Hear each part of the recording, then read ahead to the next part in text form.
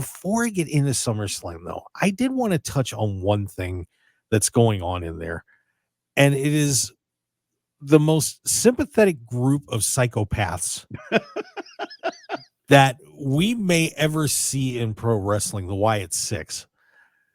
Last week, we had a promo with Bo Dallas on his little videotape, and now we got one from Eric Rowan. And if you're not familiar with the Wyatt Sicks, of course, the ode to Bray Wyatt, Wyndham Rotunda, who passed away.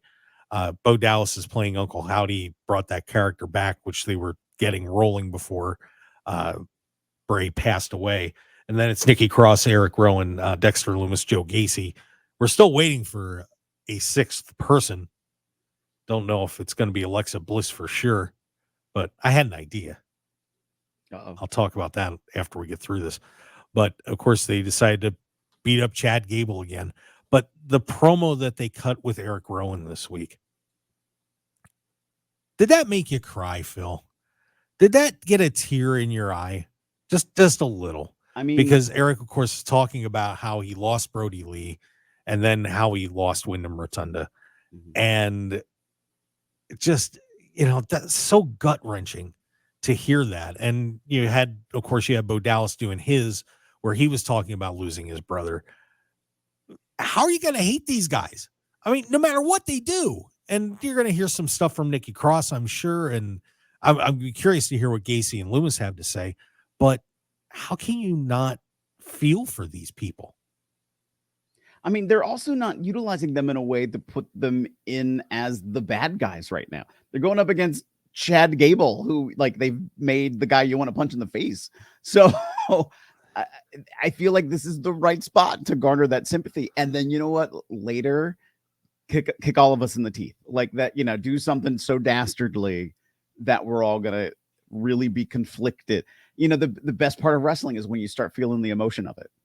And to feel, this is a real life situation that, with the passing of Wyndham Rotunda and using some of the real feelings that they have about it is telling such a beautiful story and a sympathetic story. You want to feel for this. And because they were talked about for so long, like you said, even before Wyndham passed away, that they were all going to come up and band back together.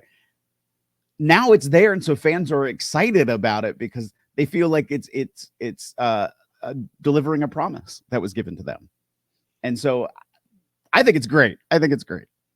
Yeah, I'm very curious to see where they're all going to take this. And, I hope they have an end point for this that is going to make sense. That's the only thing I get worried about, is that it's going to end up meandering somewhere and just kind of peter out. So I hope that they have a planned place to finish this out in a couple of years, where the ode to Wyndham Rotunda is going to have a crescendo and you're going to feel it. And it's not something that's just going to taper off into nothing. So, but I really felt like, man, I was watching Eric and I just wanted to make sure that we talked about it, because it just tore me up a little bit inside, just knowing how close he was to those two. And, but this is going to be entertaining. But I have an idea for the sixth person. Okay. You know why they're going after Chad Gable? They want Otis. They want Otis. I don't think it's going to happen, but right. Wouldn't that be intriguing if Otis ended up being the sixth person, abused and left behind by Mandy Rose, and then beat up by Chad Gable, the man that it was his coach and his friend, and shunned by everybody? Wouldn't that be interesting?